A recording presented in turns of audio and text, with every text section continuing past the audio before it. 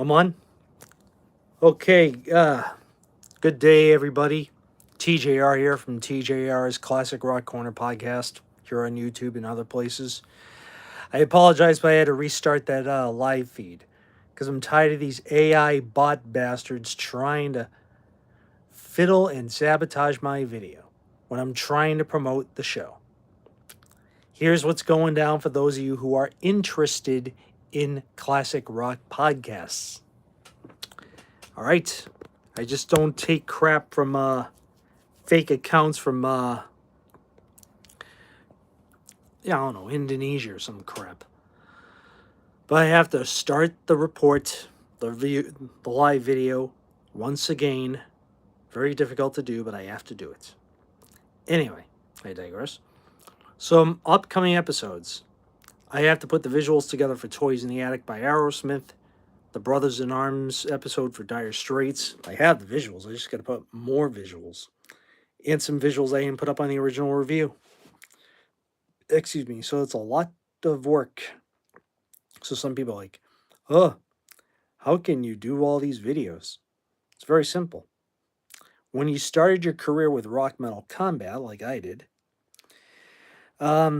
you had to learn on what works, what doesn't work in the podcast game.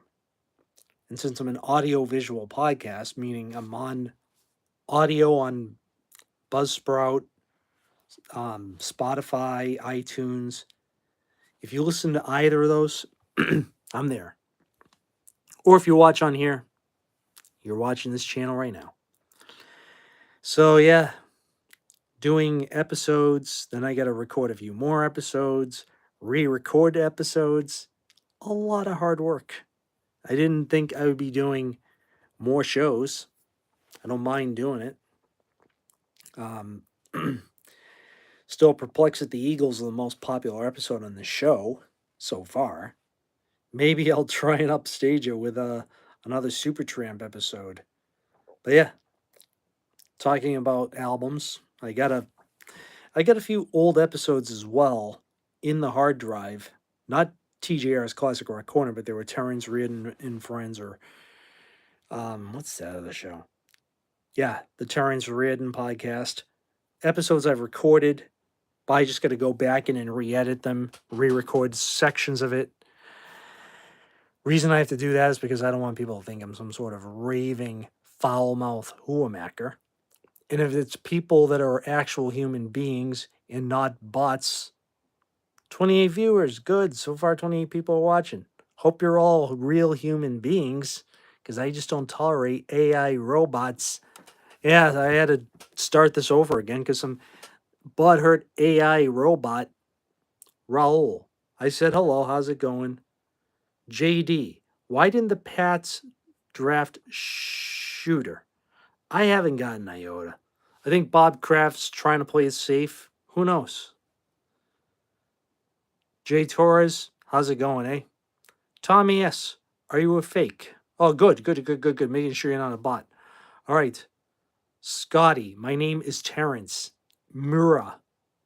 Favorite food? Very simple.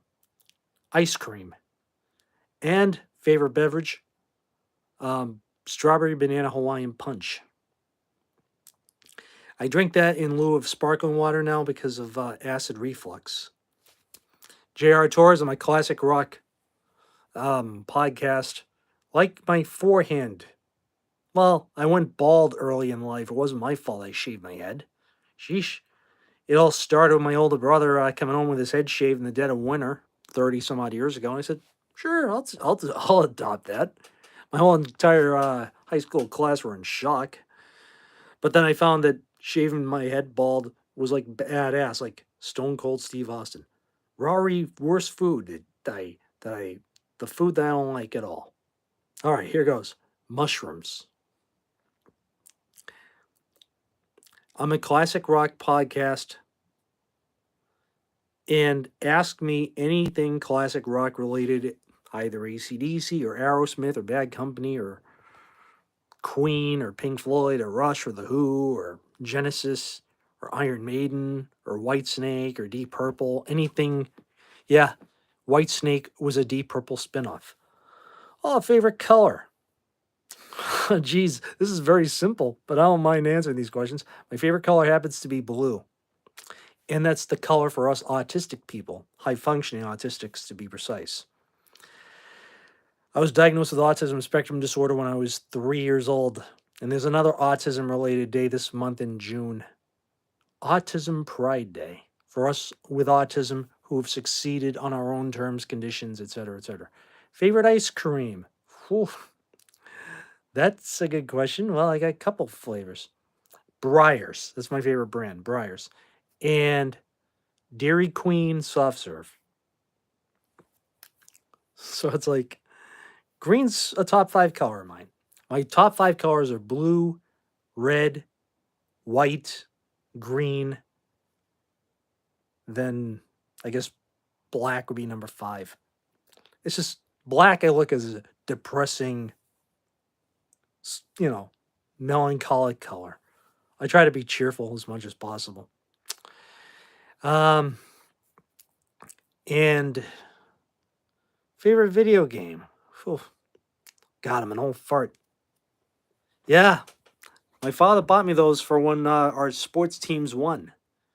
Red Sox, Patriots, Bruins. I was actually named after a Boston Bruin, number 24, Terry O'Reilly. True story. My favorite game, video game. Favorite video game would probably be, I don't know, Pac-Man, Mike Tyson's Punch-Out. I'm an old school guy. Worst ice cream. Favorite state in America. Jeez, I'm getting asked simple questions here. Q&A. Not counting Massachusetts because that's where I'm from and that's where I live.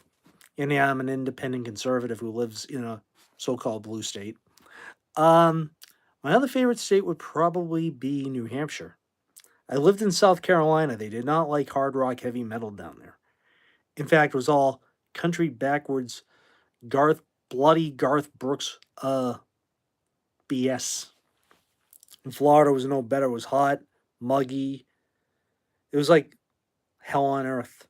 I tried to like Florida. Believe me, I tried. But it was just hot, scalding, sweaty. You had to use air conditioner. Favorite pizza?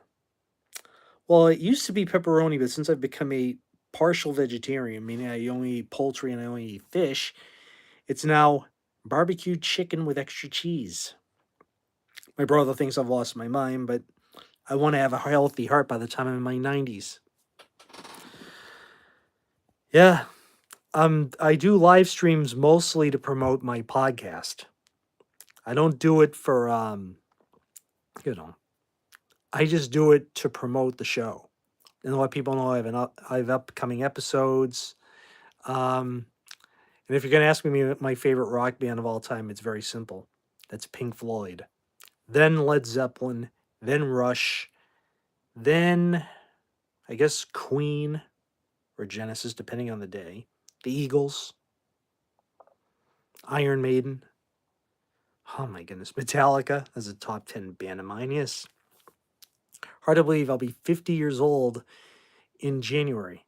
Favorite song by Motley Crue. All right, this goes back to the Shout at the Devil album. Trying to think. It's either the title cut to Shout at the Devil or Red Hot. That double kick thing at the beginning. Red Hot. Oh my goodness. Oh my god. And yeah, they premiered part of it as the intro to Livewire at the US Festival in '83. So Motley Crue's first 2 albums, kick ass. Too Fast for Love and Shout at the Devil. And yeah, the '94 album, the last great thing they did. Theater of Pain was so-so. Girls was just too glammy. And Dr. Feelgood was a step in the right direction, but I don't know. But then the '94 album was a masterpiece. But when they say you cannot ever go back home again, that's what happened when Vince Neil returned. They put out nothing but crapola after he returned. Generation Swine? Pooey, that's what I think of that record. Anything after that? Pooey, that's what I think of that. Oh my goodness. If you ask me my favorite Metallica track, instrumental, Call of Cthulhu. Favorite song? Sheesh. Probably either Fade to Black or One, or even the title track to Injustice for All. And ironically, those are my two favorite Metallica albums, Ride the Lightning and Justice for All. And 72 Seasons is my favorite of the Robert Trujillo era. So everyone's like, sheesh, you like Metallica after I'm like, yeah. They redeemed themselves. Once they did Death Magnetic, those atrocities known as Load, Reload, Saint Anger, they were just blips on the radar. They redeemed themselves with Death Magnetic, and I've bought every album since. And I finally got to see them last year. Amazing show. I went to night 2 of the M72 takeover in Foxborough. They were amazing.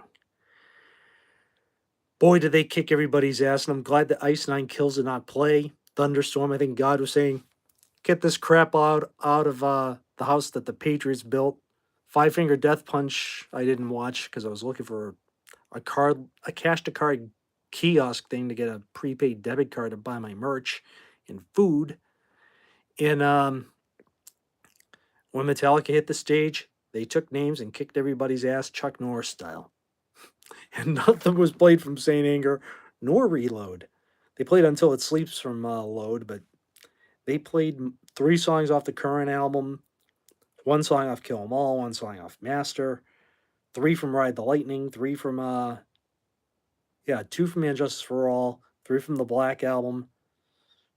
They played like a total of 1 from Hardwired, which was Moth into Flame. So they played an awful lot of classics and 3 new tracks, including a 12-minute song, which some people don't like, but I loves me some 12-minute songs, especially some 30-minute songs. Then again, I'm the same guy who can sit through Dogs by Pink Floyd, which clocks into 17 minutes and 8 seconds. Echoes, which is 23 and a half minutes on metal, or Pompeii, 24, 25 minutes. So I loves me some long progressive rock. Supper's Ready by Genesis, 24 minutes. Boy, oh boy, oh boy. So it's hard being, especially as you get older, trying to find newer bands to listen to is like trying to pull teeth. I mean, I took a break from a number of bands for years, and I just kind of went back to them. I'm like, I guess I missed hearing these songs after all.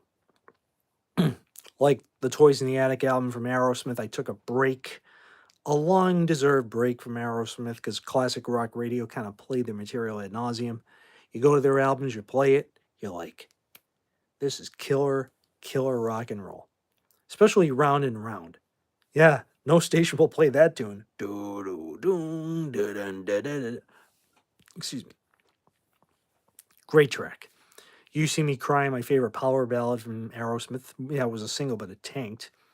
Brad Whitford again, kicking ass on the guitars, doing all the guitar solos on that track. It was all Brad Whitford, the unsung hero of the band. He did half of the guitar solos on the Rocks album. Back in the Saddle, Last Child, Nobody's Fault, and Home Tonight. Those 4 songs, he played lead. Built like your father. Well, I'm 5'11", I weigh 190 some odd. Trying to lose weight, it's so damn difficult to do. Even with exercise and diet, it's hard. I didn't expect to be, doing what I'm doing at 50 years old, 49 years old. I'll be 50 in January. I mean, everyone's like, how do you look younger than 49? You can't be 49. And seriously, Ramona, I'm not gay. Get the hell out of here. I'm not into strudel. I'm into coconuts and pie, not strudel. And I don't like sausage. I like watermelons. Ramona, get the hell off my video. You know what? To quote Mr. McMahon, I got 2 words for you, Ramona. In the immortal words of my father, in the immortal words of Vince McMahon, you're fired. There. questioning me because I have a bald head. Ramona, to quote Cody Rhodes to The Rock, go yourself, Barbara. God. I'm trying to do a reasonable Q&A with some fans of the show, and you have to troll me like an ogre. Trying to start trouble and trying to get me into trouble, huh? Not on my watch. Trying to talk rock and roll stories, and you want to troll me like a little ogre who lives under the bridge. Well, you're probably one of those stupid, just tell them to put a girl on. Catboy. At least you found what I said funny. Yeah, I prefer holes, pie, coconuts, watermelons. I don't dig sausage, and I sure as hell don't like strudel. That's jargon I borrowed from The Rock when he was the funniest dude on WWF, World Wrestling Federation back then. And Ramona's one no good, yeah, you sorry son of a bitch. And that's the bottom line because the 124 said so. Yeah. Yeah, Stone Cold Steve Austin. Yeah, the reason I shaved my head was because my hair thinned out. What am I gonna do? Walk around with a rug on my head? Walk around wearing a wig? I'd rather be bald than wear a wig. You know? Oh, he's wearing a wig. Oh, he's wearing fake tatas. Get the hell out of here. Sheesh. I try to do these podcasts, folks. Try and promote my show, my podcast on classic rock, and I get morons who want to try and stir up trouble. So I have to do what Mr. McMahon once always said to people when he didn't like them in his immortal words. I can't do it in his way, but I'll just say, you're fired. I can say it in that term, you know, because if I do it like Mr. McMahon, I'll wake up the entire neighborhood. I can't, my voice is not that raspy. I'd be like, "Rawr," sound like a pirate, yeah, a pirate about to kill somebody. Anyway, back to the rock music questions you might have. Classic rock. Catbot, I'm glad you found what I did funny, but I was being serious. I don't like trolls and I don't like ogres, especially women who like to make fun of my bald head, which I had no choice but to embrace having a bald head. I don't I don't wear women's clothing. I don't dress in drag. I'm not a pickle whistler. I'm not a sausage jockey. That I do know. I think she's probably, to quote the guy in Falling Down, "Hey, JCM, how's it going, my man? Good to see you on my feed, bro. Dealing with the trolls, man, but good to have you here, man. We rock musicians got to stick together, man. It's good to see you, pal. Thanks for having my support, my man. At least I have a good resemblance of fans on my, you're returning the favor, which is great, man. I wish I played the guitar like you. It's just I always had slow fingers. I mean, I wanted no trolls can get to us. You got that right, my man. So I just throw up some stand-up comedy that I borrowed from The Rock and Stone Cold Steve Austin. Two of my wrestlers that I loved watching back in the Attitude Era days. Those were when I was in college. But my goodness. Music wins. You got that right. Yeah, I mean, the Zeppelin episode has got some plays, despite the fact it was an old, but Stone Cold rules. You got that right. If you want me to kick some ass, give me a hell yeah. And The Rock would say, know your role, shut your mouth, and get the hell out of here if you smell what the great one is cooking. Sheesh. I mean, it's wrestling, rock and roll, and all that good stuff. I mean, 316, you got that right, JCM. It's just, when I first saw your channel, when you first did the In Through the Outdoor thing, I was trying to be Rock Metal Combat Mach 2, but then your channel sort of changed my thinking. Plus, my dad said, Terrence, tone down that profanity usage. You'll get more viewers. So I listened to him and I watched you, and I just decided to completely reinvent myself to where I'm now doing what I'm doing.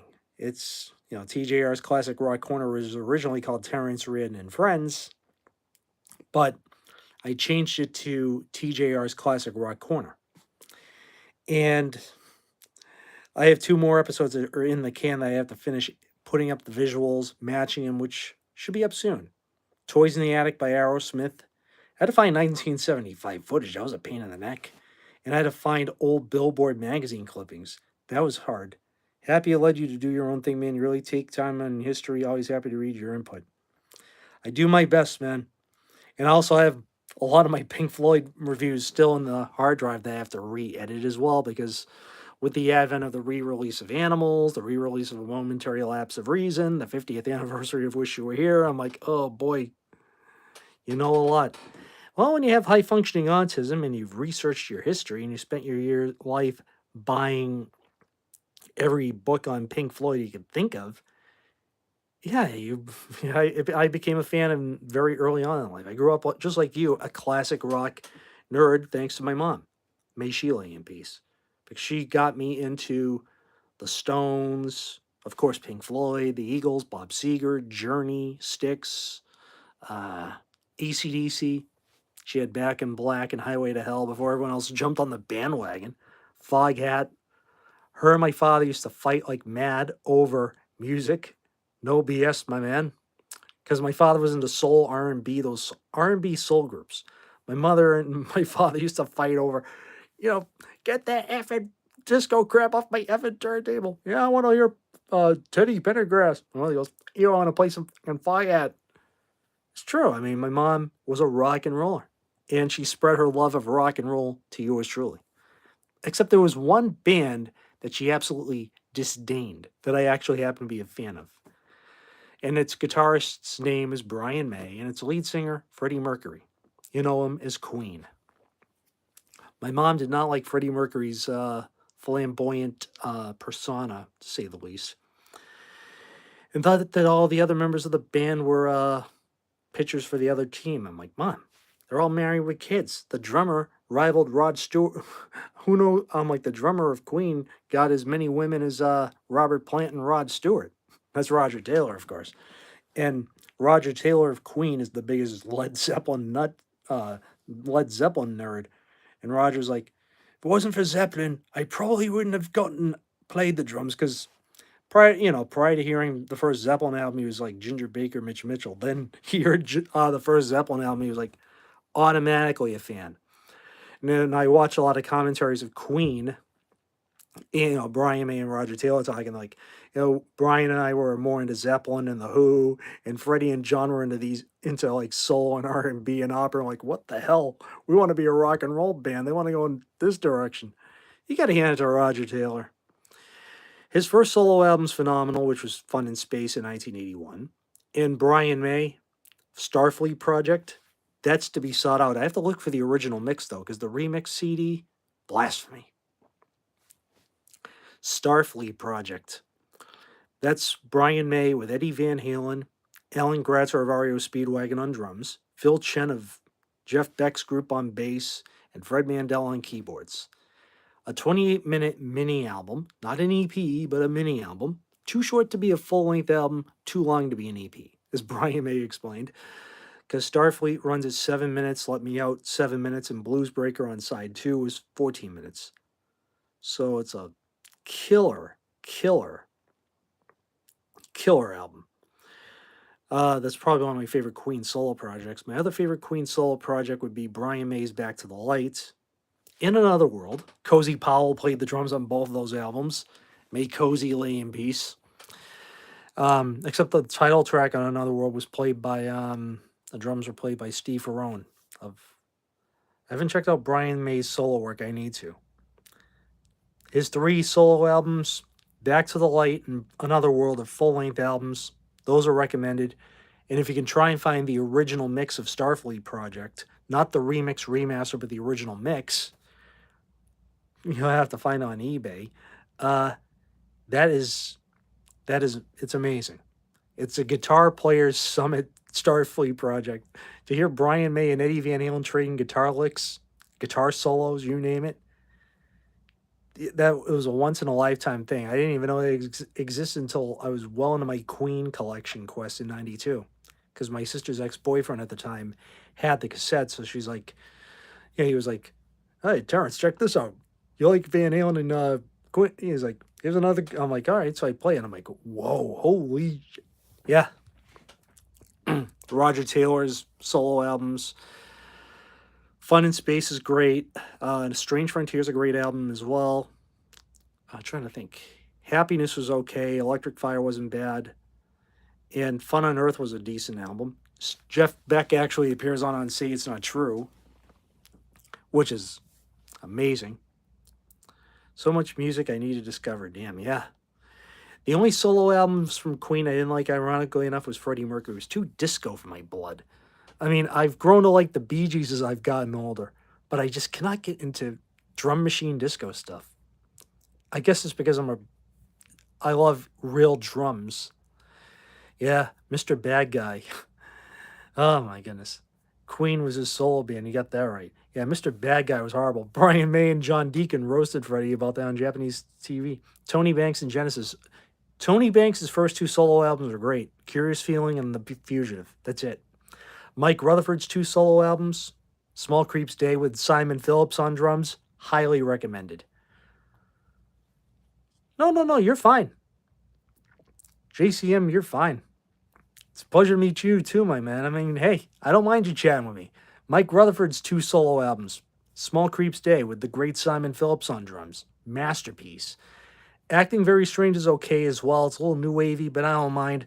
And then again, one of my other favorites played on the record. Stuart Copeland of The Police played drums on it.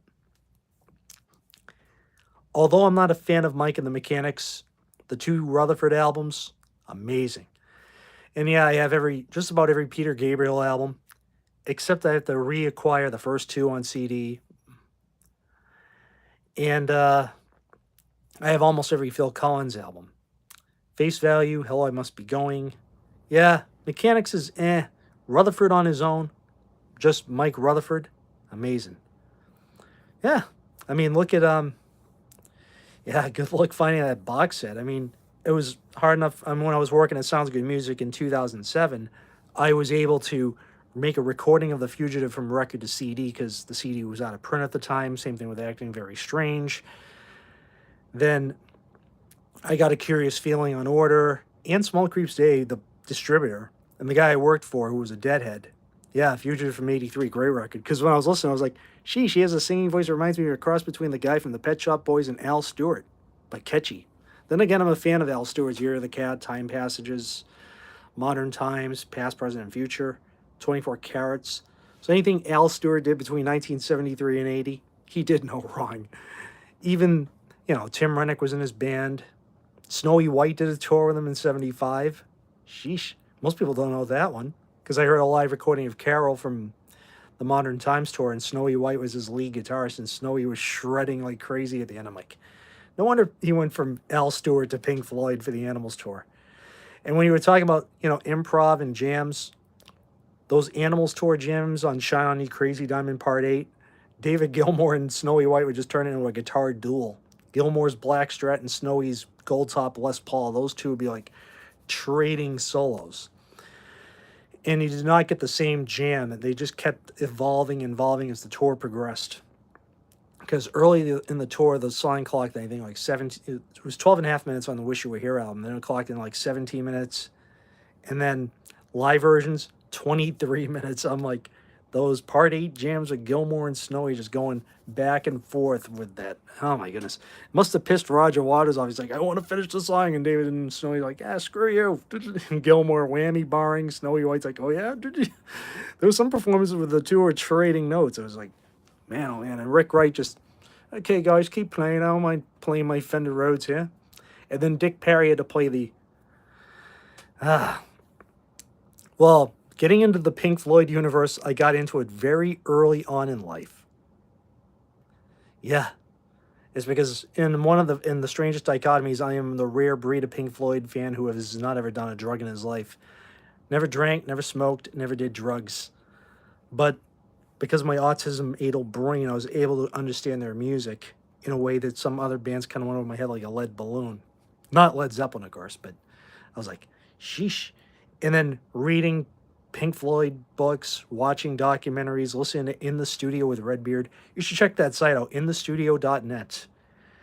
Interviews with Jimmy Page, David Gilmour, Brian May. They have countless Led Zeppelins. Bands choose us, right? We just get some bands more than others. You got that right, dude. I mean, one of my childhood buddies got me bigger into Rush. I mean, I liked moving pictures and Power Windows as a kid. At 12 years old, at 11 years old, I heard Farewell to Kings for the first time. I was like, man, oh man, oh man. And then a few years later, I heard Exit Stage Left on the radio. I'm like, okay, I'm sold on Rush. And that's where I had to learn how to play the drums more aggressively. I mean, Bonham was my first drum teacher. Watching the song remains the same as a 9 to 12-year-old kid.